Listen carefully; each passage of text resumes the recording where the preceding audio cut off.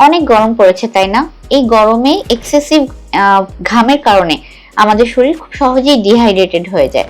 Beetroot juice এই গরমে dehydration থেকে আপনার শরীরকে চাঙ্গা রাখতে পারে। যাদের একটু ডিজিনেস আছে, যাদের একটু উইকনেস আছে, যারা বাইরে কাজ করেন, তারা যদি অল্প একটু বিটরুট তারপর গাজর অ্যাপেল মিক্স করে একটা জুস করে নেন, এটা ইনস্ট্যান্ট আপনাকে এনার্জি দিবে।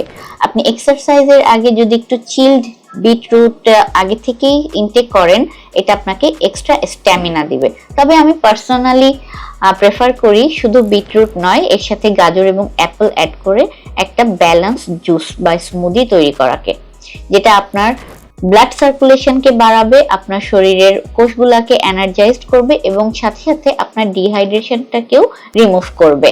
চিনি কিন্তু আমরা এক্সট্রা ভাবে অ্যাড করব না। চিনি যদি আমরা অ্যাড করি, ডিহাইড্রেশনের প্রবলেম কমবে না এবং এক্সট্রা চিনি শরীরের জন্য খুব একটা সুখকর নয়। আমি পুষ্টিবিদ রুহানা হাসান। এই ধরনের আরো হেলথ টিপস পেতে চোখ রাখুন nutrition for health by Ruhana পেজে।